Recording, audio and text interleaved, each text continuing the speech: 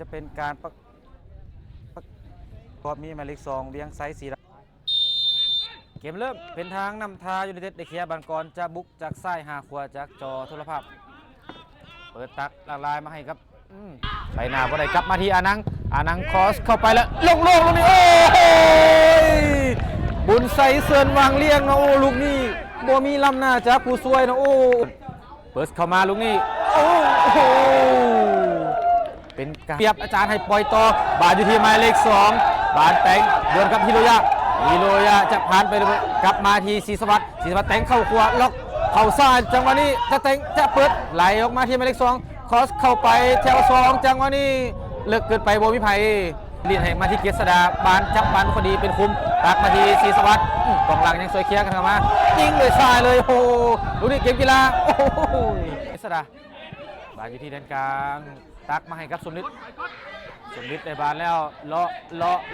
เลียงจีออกมาทางซ้ายสุดท้ายคอสเข้ามาอยู่ที่เสาหนึ่งเกมกีฬาโอ้โหคือว่าเจ้าตัวมีโอกาสได้ยิงเนาะแต่ว่าเบิ่งจังหวะนี้สักก่อนตัดสินใจปั่นเลยลูกนี้เกมกีฬาคุกโอ้โหลูกนี้เหนียวนึบติดมือเลยเนาะเกมกีฬาตั้งป้อมแล้วเปิดเข้ามาหน้าประตูสุดท้ายโอ้โหถือว่ายังติดเปิดโด่งเข้ามาเกมกีฬาออกมาทุบออกมาแถว2มิลลิบอลสมฤทธิ์ยิงด้วยซ้ายเลยโอ้โหสู้สมฤทธิ์ไปต่อสมฤทธิ์ออกไปทางซ้ายแล้วลูกนี้มีหมูเติมอยู่คอสเข้ามาลูกนี้จิ้ม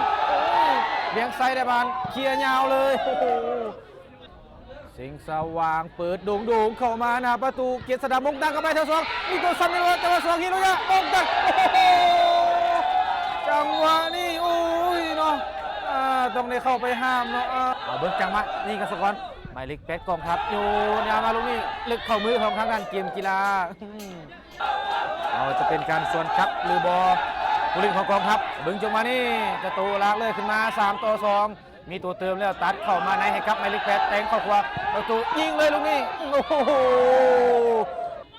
บานธินกรเปิดดูเข้ามาเกมกีฬาออกมาครับเตะอย่างสบายสุขสวรรค์บานลุ่นกลับหลังมาอยู่ที่หมายเลข9ตั้งป้อมบอลยอมจากวันทมินจะตัวเปะชัยศิษฐ์เคี้ยวมาโอ้เละกอทางด้านกรรมการทานคำสุขเซญาวงศ์4เนาะเอาเสียงบางวีจบเกมการแข่งขันในครึ่งเวลาที่2เป็นอันว่าเสมอกันไปแบ่งกันไปคนละ1แต้มเนาะเสมอกัน0-0โอ้ถือว่าสู้กันในอย่างสุดมันเนาะก็ถือว่าแบ่งกันไปเนาะคนละ1แต้มปลอดภัยพบกันใหม่ใน